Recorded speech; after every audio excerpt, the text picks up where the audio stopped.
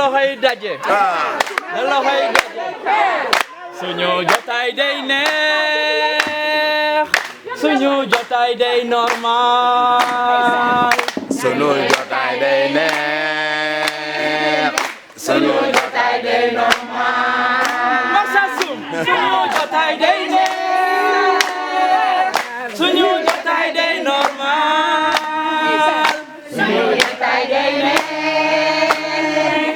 suñu jotaay day normal ñu gën a accéléré suñu jotaay day neex suñu jotaay day normal suñu jotaay day neex suñu jotaay day normal jotaay day neex suñu jotaay day normal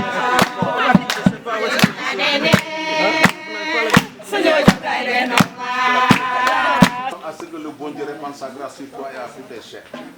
En te souhaitant une très bonne réussite dans toutes tes entreprises. Amen.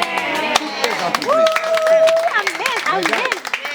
Ñu xaar gars yi xam nga rek staff bi ñu def remise attestation yi après ñu waxtaan suñu biir ñu goûter xam nga door suñu li ñu war Sénégal mooy li moom ñu valoriser ko jërëjëf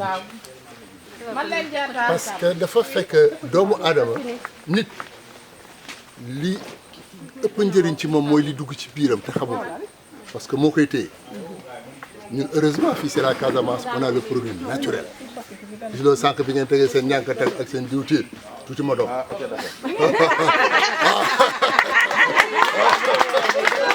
parce que ba ñu def ci nekk yooyu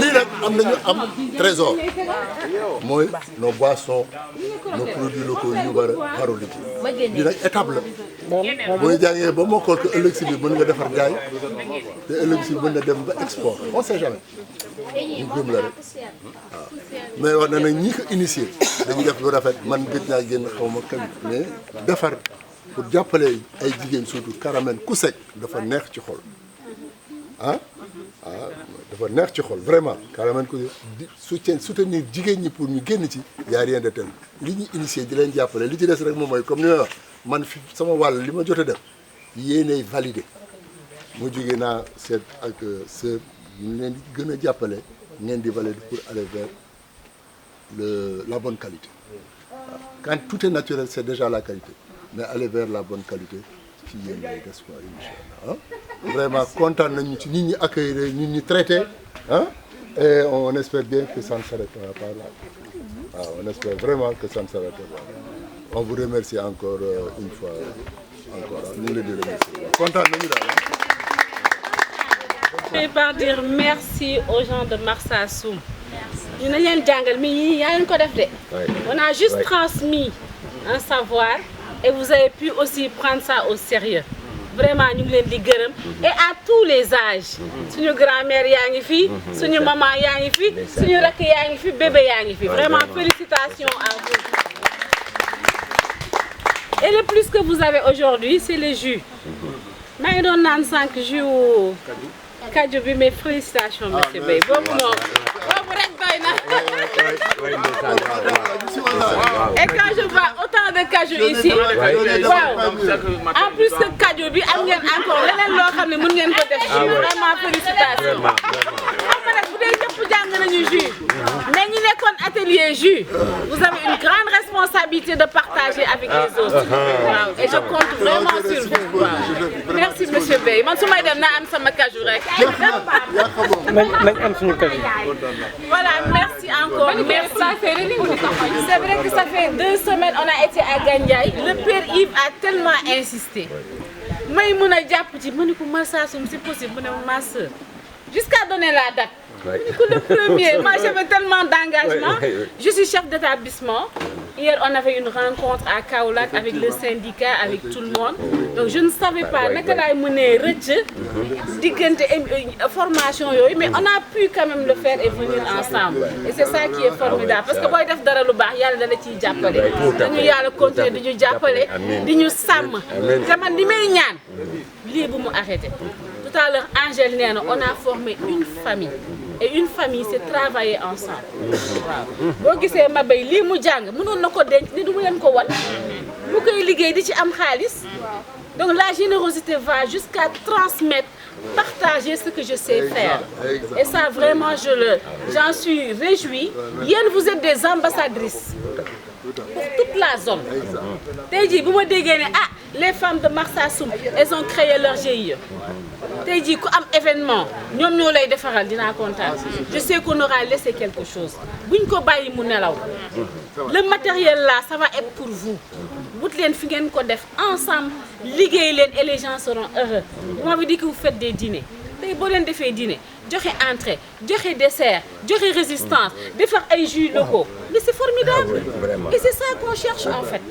Vraiment merci beaucoup na leen yàlla jàppale Yeesu Christa taxawu leen ca kaw ca kanam la promotion de Père Yves. Il y a quelque chose que je m'en vais vous annoncer. Loo xam ne dama leen koy yëgal loo xam ne dañ ko waxtaanee léegi man ak président bi moom nga xam ne mi ngi nekk ba France biñ ko waxtaanee dañu jàpp ni la promotion là que nous venons de faire va porter le nom de Père Yves Sagna. Pourquoi? Parce que vraiment Père Yves Sagna li mu daj ci lii pour que mu mën a am vous ne pouvez même pas imaginer te yaakaar naa c'est avec sa baraka avec ses prières qu'on a eu à réussir cela en un temps record.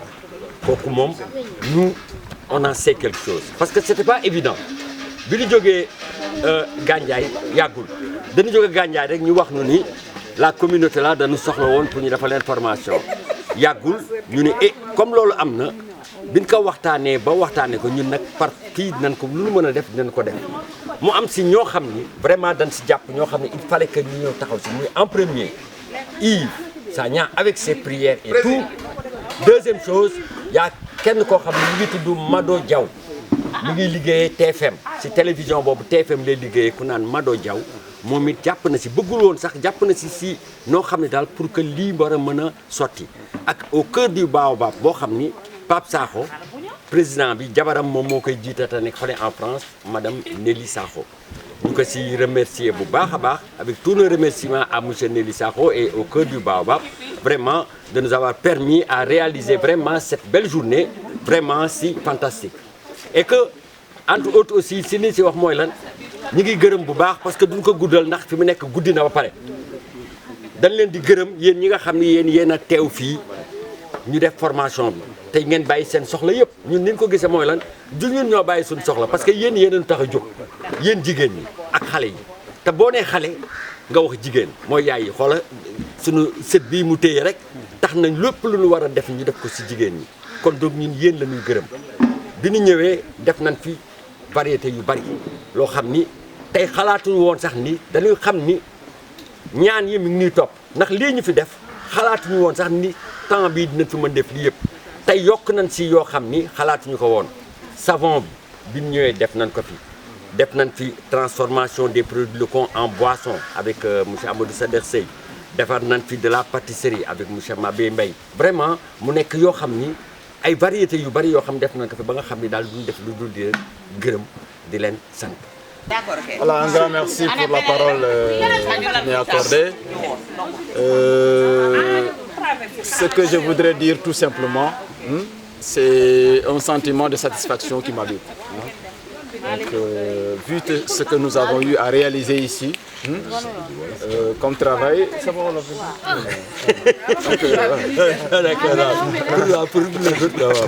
Voilà, en tout cas, un grand merci pour ce déplacement, parce que la sœur l'a dit tout à l'heure, il fallait que vous puissiez faire un peu de forcing pour pouvoir vous détacher de votre calendrier un peu beaucoup plus chargé pour être ici. Et tout cela, vous l'avez fait, ngir voilà, suñu borom ak suñu yaay. Voilà, tout ça. Donc, un grand merci.